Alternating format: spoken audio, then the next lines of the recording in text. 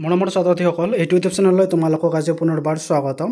আজি তোমালোকৰ বাবে SSLC অৰ্থাৎ দশম শ্ৰেণীৰ অসমীয়াৰ অধ্যায় নম্বৰ 11 অৰণ্য যাত্ৰা নামৰ পাঠৰ সকলো পাঠভিত্তিক প্ৰশ্ন উত্তৰ লগতে ভিতৰুৱা আৰু MCQ তোমালোকৰ বাবে লৈ আহিছোঁ।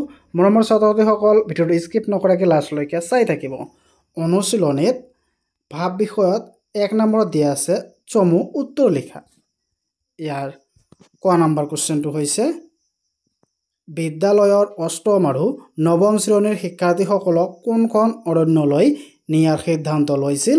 ইয়াৰ উত্তৰত হ'ব কাজিৰঙা ৰাষ্ট্ৰীয় উদ্যানলৈ। অষ্টম আৰু নৱম শ্ৰেণীৰ ছাত্ৰ ছাত্ৰীসকলক কাজিৰঙা ৰাষ্ট্ৰীয় উদ্যানলৈ নিয়াৰ সিদ্ধান্ত লৈছিল। খ নম্বৰ কুৱেশ্যনত দিয়া আছে পল আৰু পাহি কোন শ্ৰেণীত পঢ়ে? ইয়াৰ উত্তৰত হ'ব পল নৱম শ্ৰেণীত আৰু পাহি অষ্টম শ্ৰেণীত পঢ়ে। পল নৱম শ্ৰেণীত আৰু পাহি অষ্টম শ্ৰেণীত পঢ়িছিল। গ নম্বৰ কুৱেশ্যনত দিয়া আছে পলে কোনবোৰ কাম ছোৱালীৰ বুলি পাহিক কৈছিল? ইয়াৰ উত্তৰত হ'ব ঘৰ সাৰা, বাচন বৰ্তন ধোৱা, ঘৰৰ আচবাবৰ ধূলি বালি মোচা, নিজৰ কাপোৰ নিজে ধোৱা আদি। ঘ নম্বৰ কুৱেশ্যনত দিয়া আছে লৰ্ড কাৰ্জন কোন? ইয়াৰ উত্তৰত হ'ব লৰ্ড কাৰ্জন হ'ল ইংৰাজৰ ভাইচৰয়। তাৰপিছত 2 নম্বৰ কুৱেশ্যনত দিয়া আছে ল'ৰা ছোৱালীৰ কামৰ পাৰ্থক্য দেখি পাহিয়ে মাকক কি কৈছিল? মাকে ইয়াৰ প্ৰত্যুত্তৰত পাহিক কি বুজনি দিছিল? ইয়াৰ উত্তৰত হ'ব পাহিয়ে মাকক ল'ৰা ছোৱালীৰ কামৰ পাৰ্থক্য দেখি ল'ৰা ছোৱালীৰ কামবোৰ কোনে পৃথক কৰিলে সুধিছিল। তাই নিজে ককায়েকৰ দৰে পঢ়া শুনা কৰে যদিও নিজে নিজৰ কামবোৰ কৰি লোৱাৰ উপৰিও মাককো সহায় কৰি দিয়ে, কিন্তু ককায়েকৰ মাকক সহায় কৰাৰ বাবেই নিজৰ কাম কেইটাও নিজে কৰি নলয়। মাক বা ভনীয়েকে কৰি দিব বুলি ভাবে। সেয়েহে পাহিয়ে ল'ৰাই নিজৰ কামকেইটা নিজে কৰিব নালাগে বুলি ক'ৰবাত লিখা আছে নেকি মাকক সুধিছিল। ইয়াৰ প্ৰত্যুত্তৰত মাকে কৈছিল যে তেওঁ ল'ৰা ছোৱালী দুয়োটায়েই বয়স অনুযায়ী কৰিব পৰা কামবোৰ শিকাই গৈছে। ল'ৰাই হওক বা ছোৱালীয়েই হওক যিমানেই পঢ়া শুনা নকৰক বা পিছলৈ ব্যৱসায় বা ডাঙৰ চাকৰি নকৰক কিয় নিজৰ কামখিনি নিজে কৰিবলৈ শিকিব লাগিব। নিজৰ প্ৰয়োজনীয় কামখিনি নাজানিলেই পৰনিৰ্ভৰশীল হ'বলৈ বাধ্য হ'ব লাগিব।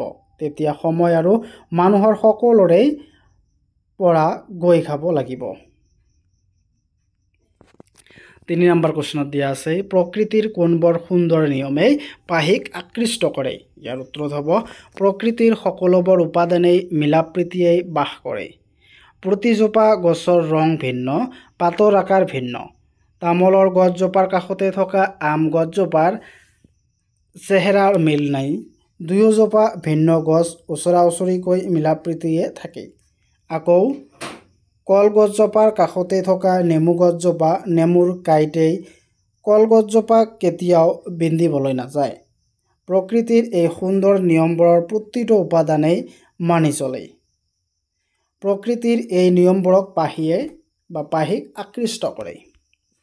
4 নম্বৰ কুৱেশ্যনত দিয়া আছে কাজিৰঙালৈ যাবলৈ ওলাওঁতেই পাহি আৰু পলক মাক আৰু দেউতাকে কি উপদেশ দিছিল? ইয়াৰ উত্তৰত হ'ব কাজিৰঙালৈ যাবলৈ ওলাওঁতেই পাহি আৰু পলক মাক আৰু দেউতাকে উপদেশ দি কৈছিল যে তেওঁলোকে যেন শিক্ষকৰ লগ নেৰে। শিক্ষকে যি কথা কয় সেইমতে যাতে চলে। লগতে মাকে নিজৰ বয় বস্তুবোৰ চম্ভালিবলৈ উপদেশ দিয়াৰ লগতে কৈছিল যে অৰণ্যৰ পৰা বহু কথা শিকিবলগীয়া আছে, গতিকে তেওঁলোকে যিমান পাৰে অৰণ্যৰ পৰা শিকি অহা উচিত। 5 নম্বৰ কুৱেশ্যনত দিয়া আছে কামত ল'ৰা ছোৱালী বুলি ভাগ নাই, যেনেকৈ কাম ভাগ কৰি দিছ তেনেকৈ কৰা। কথাষাৰৰ বক্তা কোন? তেওঁ কিয় এই কথাষাৰ ক'ব লগা হৈছিল? অতি গুৰি মাৰি লিখা। ইয়াৰ উত্তৰত হ'ব উক্ত কথাষাৰৰ বক্তা পলহঁতৰ গণিতৰ শিক্ষক ৰঞ্জিত হাজৰিকা। পলহঁতৰ পৰা বিদ্যালয়খনৰ অষ্টম আৰু নৱম শ্ৰেণীৰ শিক্ষাৰ্থীসকলক কাজিৰঙা অভয়াৰণ্যলৈ নিয়া হৈছিল। দুখন বাছত বেছ হুলস্থুল আৰু নাচ গান কৰি শিক্ষাৰ্থী আগবাঢ়িল কাজিৰঙা অভিমুখে। বাছৰ ভিতৰতে শিক্ষকসকলে ছাত্ৰ ছাত্ৰীৰ মাজৰ পৰা নেতা নেত্ৰী পাতি দিলে। পাহি আৰু বিদিশাক দায়িত্ব দিয়া হ'ল বাছত থকা ছাত্ৰ ছাত্ৰীৰ সংখ্যা গণনা কৰিবলৈ আৰু অসুবিধাসমূহ চকু দিবলৈ। নৱম শ্ৰেণীৰ সৌৰভ আৰু আফতাবক দায়িত্ব দিয়া হ'ল খাদ্যবস্তুৰ পেকেট আৰু পানী বটল সকলোৰে মাজত সমভাৱে বিতৰণ কৰিবলৈ। সৌৰভে কামটো টান পাই ক'লে যে পাহি আৰু বিদিশাই খাদ্য বিলাওক, সৌৰভ আৰু আফতাবে সিহঁতক দিয়া কামটো কৰিব। সৌৰভে যুক্তি দি ক'লে, আমি যিহেতু ল'ৰা, লগৰীয়াবোৰ উৎপাত কৰিলেই শাসনো কৰিব পাৰিম আৰু অসুবিধাসমূহ চাব পাৰিম। সৌৰভৰ কথা শুনি গণিত শিক্ষক ৰঞ্জিত হাজৰিকাৰ খং উঠিল আৰু তেখেতে উক্ত কথাষাৰেৰে সৌৰভ আৰু আফতাবক বুজাব বিচাৰিছে যে ল'ৰা ছোৱালী সমান, ছোৱালীয়ে কৰিব পৰা কাম ল'ৰাও কৰিব লাগিব। 6 নম্বৰ কুৱেশ্যনত দিয়া আছে, কাজিৰঙা ৰাষ্ট্ৰীয় উদ্যানত পল আফতাবহঁত কি বিপদত পৰিছিল? এই বিপদৰ পৰা সিহঁতক কোনে উদ্ধাৰ কৰিছিল? ইয়াৰ উত্তৰত হ'ব, বিদ্যালয়ৰ অষ্টম আৰু নৱম শ্ৰেণীৰ শিক্ষাৰ্থীসকল কাজিৰঙা ৰাষ্ট্ৰীয় উদ্যানলৈ গৈ পোৱাৰ পিছত সকলো শিক্ষাৰ্থীয়ে খাই বৈ শিক্ষকৰ নিৰ্দেশ মতেই জিৰণি ল'বলৈ নিৰ্দিষ্ট কোঠালৈ গ'ল। পিছে পল, সৌৰভ আৰু আফতাবে আন সকলোৱে গম নোপোৱাকৈ পিছফালে মেটেকাৰে ভৰি থকা এখন বিল পালেগৈ আৰু বিলৰ কাষত খুঁটিত পুতি থোৱা নাও এখন দেখি তাতে উঠিলগৈ। খুঁটিৰ পৰা নাওখন খুলি সিহঁতেই বটা মাৰি নাওখন আগুৱাই নিলে। কিছুদূৰ গৈ নাওখন মেটেকাৰ মাজত সোমাই পৰিল আৰু নাওখনত পানীত ডুবিবলৈ আৰম্ভ কৰিলে। সিহঁতে তেতিয়াহে গম পালে যে নাওখনৰ তলিত ফুটা আছে। সিহঁতে বহুত চেষ্টা কৰিও নাওখন কাষলৈ চপাব নোৱাৰিলে। হঠাৎ নাওখন কাটি গৈ গ'ল আৰু পল পানীত পৰিল। তেনেতে আন এখন বিলত মাছ মাৰি অহা কেইজনীমান ছোৱালী সিহঁতক দেখা পাই দৌৰি আহিল। তাৰে দুজনীয়ে তৎক্ষণাৎ বিলত জঁপিয়াই পৰিল আৰু পানী খাই ডুবিব খোজা পলক টানি নি পাৰত পেলালেগৈ। আনহাতে আন এজনীয়ে সাঁতুৰি গৈ নাৱত বঠা বাই বহু কষ্টৰে নাওখন পাৰত লগাব খোজোতেই নাওখন কাটি গৈ পৰিল। পানীত আফতাব আৰু সৌৰভ পৰিল। সেই সমগ্ৰ ঘটনাটো পাৰৰ পৰা বেছি দূৰত নাছিল বাবেই আটাইকেইটাকেই ছোৱালীকেইজনীয়ে উদ্ধাৰ কৰিলে। 7 নম্বৰ কুৱেশ্যনত দিয়া আছে, শিক্ষক শিক্ষয়িত্ৰীসকলে অৰণ্য দৰ্শনৰ কাৰ্যসূচী কিয় বাতিল কৰিব খুজিছিল? ইয়াৰ পিছৰ পৰিস্থিতি কি হ'ল বহলাই লিখা। ইয়াৰ উত্তৰত হ'ব, শিক্ষক শিক্ষয়িত্ৰীসকল অৰণ্য দৰ্শনৰ কাৰ্যসূচী বাতিল কৰিব খুজিছিল কিয়নো ছাত্ৰ ছাত্ৰীসকলৰ মাজত 3জন ছাত্ৰ পল, সৌৰভ আৰু আফতাবে শিক্ষক শিক্ষয়িত্ৰীসকলক অৱমাননা কৰি মনে মনে গৈ বিলত নাও বাইছিলগৈ, যাৰ ফলত নাও ডুবি সিহঁত পানীত পৰিছিল। কেইজনীমান স্থানীয় ছোৱালী আহি সিহঁতক পানীৰ পৰা উঠাই আনিছিল। ছোৱালীকেইজনী নোহোৱা হ'লে হয়তো সিহঁত বাচিব নোৱাৰিলেহেঁতেন আৰু বিদ্যালয়খনো বদনামৰ ভাগি হ'লহেঁতেন।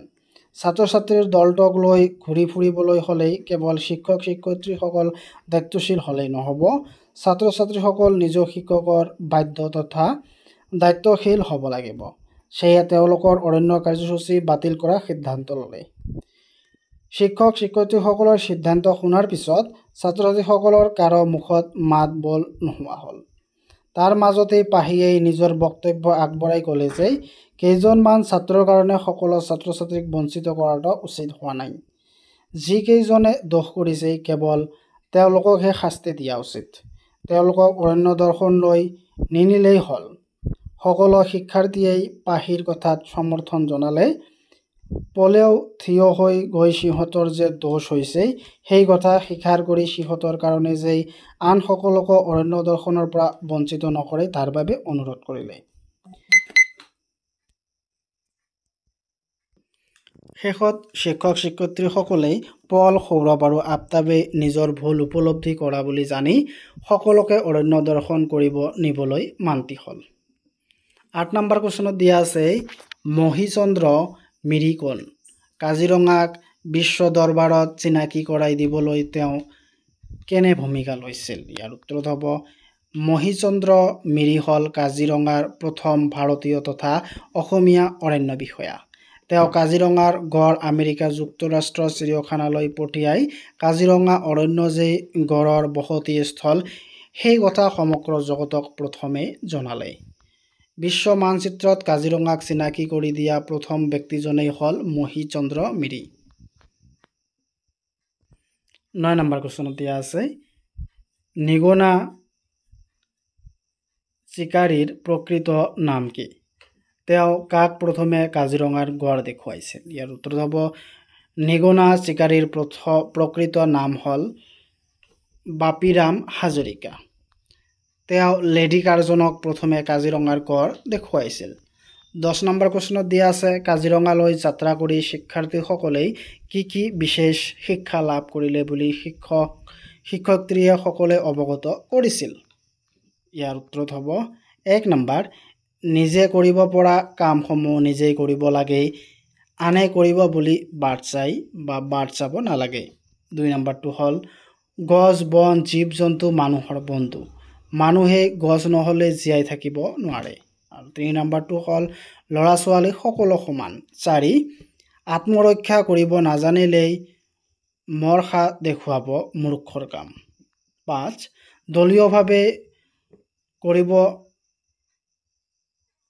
দলীয়ভাৱে কৰাবলৈ গ'লেই অনুশাসন শৃংখলা মানি চলাটো জৰুৰী কথা।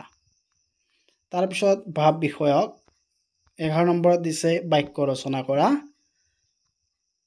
ককাই ভনী টুলুং ভুটুং চিঞৰ বাখৰ মানুহ দুনু তিতি বুঢ়ী। ইয়াৰ উত্তৰত হ'ব ককাই ভনীয়েকে সদায় মিলা প্ৰীতিৰে থাকিব লাগে। তাৰপিছত টুলুং ভুটুক নাওখনে টুলুং ভুটুক কৰিছে। তাৰপিছত চিঞৰ বাখৰ ভূমিকম্প আহিলে চিঞৰ বাখৰ কৰিব নালাগে।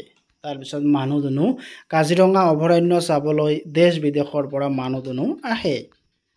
তাৰপিছত তিতি বুঢ়ী মাম্পীয়ে তিতি বুঢ়ী স্কুললৈ গৈছে। তাৰপিছত দিছে 12 নম্বৰত মধ্যাহ্ন হোৱাৰ কাৰণ দৰ্শোৱা। যেনেদৰে অৰণ্যত মধ্যাহ্ন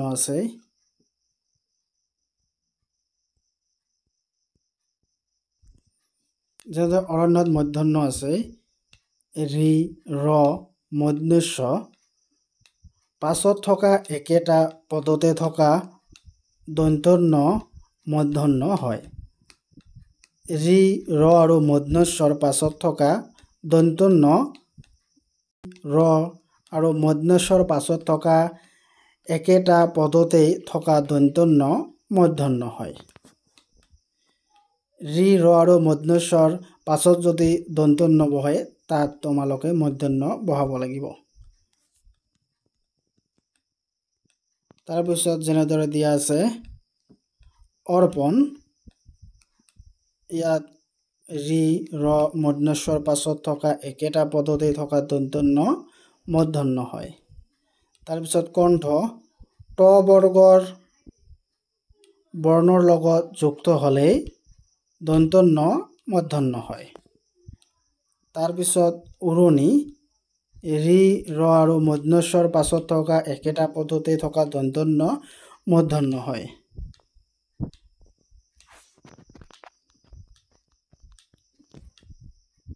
তাৰপিছত আছে পুৰণি ৰি ৰ আৰু মধ্যাহ্ন এইকেইটা থাকিলেই এইকেইটাৰ পাছত একেটা পদতেই যদি দন্ত্যন্য থাকে তাত মধ্যাহ্ন হ'ব। তাৰপিছত আছে আৰম্ভৰ পূৰ্ণ, ইয়াত ৰি ৰ আৰু মধ্যাহ্নৰ পাছত থকা একেটা পদতে যদি দন্ত্যন্য থাকে তাত মধ্যাহ্ন হ'ব। তাৰপিছত এডিশ্যনেল কিছুমান কুৱেশ্যন লৈ আহিছোঁ তোমালোকৰ বাবে, যিবিলাক তোমাৰ HSLC পৰীক্ষাৰ বাবে খুবেই গুৰুত্বপূৰ্ণ হ'ব। 1 নম্বৰ কুৱেশ্যনটো হৈছে কামত ল'ৰা ছোৱালী বুলি ভাগ নাই, যেনেকৈ কাম ভাগ কৰি দিছ তেনেকৈ কৰা। এই কথাষাৰৰ বক্তা কোন? তেওঁ কিয় এই কথাষাৰ ক'বলগীয়া হৈছিল? অতি গুৰি মাৰি লিখা। এইটো ভেৰি ভেৰি ইম্পৰ্টেণ্ট কুৱেশ্যন, তোমালোকে এইটো ভালদৰে পঢ়িবা। এই কথাষাৰৰ বক্তা আছিল শ্ৰীমতী মণিমালা মন্না। তেওঁ এই কথাষাৰ ক'বলগীয়া হৈছিল কাৰণ তেওঁ কামৰ সমান বণ্টনৰ ওপৰত গুৰুত্ব আৰোপ কৰিছিল। তেওঁ কৈছিল যে কামত ল'ৰা ছোৱালীৰ ভিতৰত কোনো পাৰ্থক্য নাথাকেই। মন্নাই এই বক্তব্যৰ জৰিয়তে সামাজিকৰ পৰিসৰ কামৰ সমান বণ্টনৰ বিষয়ে সজাগতা সৃষ্টিৰ চেষ্টা কৰিছিল। 2 নম্বৰ কুৱেশ্যনত দিয়া আছে, কাজিৰঙালৈ যাত্ৰা কৰি শিক্ষাৰ্থীসকলে কি বিশেষ শিক্ষা লাভ কৰিলে বুলি শিক্ষক শিক্ষয়িত্ৰীসকলক অৱগত কৰিছিল। এইটো SSLC 2023 চনত আহিছিল। ইয়াৰ উত্তৰত হ'ব, শিক্ষাৰ্থীসকলে কাজিৰঙালৈ যাত্ৰা কৰি কেইবাটাও বিশেষ শিক্ষা লাভ কৰিছিল। তেখেতসকল কাজিৰঙা ৰাষ্ট্ৰীয় উদ্যানৰ প্ৰাকৃতিক পৰিৱেশৰ মূল্য আৰু বন্যপ্ৰাণী সংৰক্ষণৰ গুৰুত্বৰ বিষয়ে শিকিছিল। সেয়া তেওঁলোকৰ পৰিসৰে প্ৰকৃতিক সংৰক্ষণ আৰু পৰ্যটনৰ সঠিক ব্যৱস্থাপনাৰ প্ৰতি সজাগ কৰাৰ পৰা ৰাইজৰ কৃষ্টি আৰু ইতিহাসৰ বিষয়ে শিক্ষাও লাভ কৰিছিল। মূল শিক্ষা, প্ৰাকৃতিক পৰিৱেশৰ সন্মান, বন্যপ্ৰাণী সংৰক্ষণৰ গুৰুত্ব, তাৰপিছত পৰ্যটন ব্যৱস্থাৰ পৰিচালনা, স্থায়ী ইতিহাস আৰু সংস্কৃতিৰ বিষয়ে জ্ঞান লাভ। 3 নম্বৰ কুৱেশ্যনত দিয়া আছে, কামত ল'ৰা ছোৱালী বুলি ভাগ নাই, যেনেকৈ কাম কৰিব দিছ তেনেকৈ কৰা। এই কথাষাৰৰ বক্তা কোন? তেওঁ কিয় এই কথাষাৰ ক'বলগীয়া হৈছিল? আঁতিগুৰি মাৰি লিখা। ইয়াৰ উত্তৰ হ'ব, এই কথাষাৰৰ বক্তা আছিল অৰুণ বৰা। অৰুণ বৰাই এই মন্তব্য কৰিছিল যেতিয়া তেওঁ ল'ৰা ছোৱালী সকলৰ মাজত কাম বিভাজন নকৰাৰ ওপৰত গুৰুত্ব আৰোপ কৰিছিল। তেওঁ এই কথাৰ দ্বাৰা স্পষ্ট কৈছিল যে কামৰ বিভাজন ল'ৰা বা ছোৱালী বুলি নকৰা উচিত। সেয়া যেনেকৈ কামত সঠিক দায়িত্ব আৰু সমান মনোযোগ দিয়াৰ আৱশ্যক। সেয়ে তেওঁ কাম ভাগ কৰি দিছে, যেমানে সেয়া অনুসৰি কাম কৰা উচিত বুলি শিকাইছিল। 4 নম্বৰ কুৱেশ্যনত দিয়া আছে, কাজিৰঙালৈ যাত্ৰা কৰি শিক্ষাৰ্থীসকলে 4 নম্বৰ কুৱেশ্যনত দিছে, কাজিৰঙালৈ যাত্ৰা কৰি শিক্ষাৰ্থীসকলে কি বিশেষ শিক্ষা লাভ কৰিছে বুলি শিক্ষক শিক্ষয়িত্ৰীসকলক অৱগত কৰিছিল। এইটো SSLC 2023 চনত অহা কুৱেশ্যন। শিক্ষাৰ্থীসকলে কাজিৰঙালৈ যাত্ৰা কৰাৰ সময়ত কেইবাটাও বিশেষ শিক্ষা লাভ কৰিছিল। সেয়া হৈছে প্ৰাকৃতিক পৰিৱেশৰ গুৰুত্ব। শিক্ষাৰ্থীসকলে কাজিৰঙাৰ পৰ্যটন এলেকা আৰু প্ৰাকৃতিক সৌন্দৰ্যৰ বিষয়ে শিক্ষা লাভ কৰিছিল। সেয়া পৰিৱেশৰ সংৰক্ষণৰ প্ৰয়োজনীয়তা আৰু বন্যপ্ৰাণী পৰিচৰ্যা প্ৰতিস্থাপন কৰা বিষয়বোৰৰ বিষয়ে জানিব পায়। তাৰপিছত বন্যপ্ৰাণী সংৰক্ষণ। শিক্ষাৰ্থীসকল কাজিৰঙাত বন্যপ্ৰাণী সংৰক্ষণৰ গুৰুত্বৰ বিষয়ে শিকাইছিল। তেওঁলোকে বন্যপ্ৰাণী আৰু পৰিসৰ প্ৰকৃতিৰ সৈতে থকা সমালোচনাৰ আৰু দায়িত্বৰ বিষয়ে শিকাইছিল। তাৰপিছত বাৰ্তা আৰু সামৰ্থ্য উন্নতি। শিক্ষাৰ্থীসকলে পৰ্যটন ক্ষেত্ৰত যোগাযোগ আৰু আধুনিক সামৰ্থ্য বৃদ্ধিৰ বিষয়ে শিকিছিল। সেয়া তেওঁলোকৰ পৰিসৰৰ দায়িত্বশীলতা আৰু কামৰ বণ্টন বৃদ্ধিত কৰিছিল। এই শিক্ষাৰ্থীসকলে শিক্ষক শিক্ষয়িত্ৰীসকলৰ লগত আলোচনা কৰি তাৰ ফলাফলৰ বিষয়ে অৱগত কৰিছিল।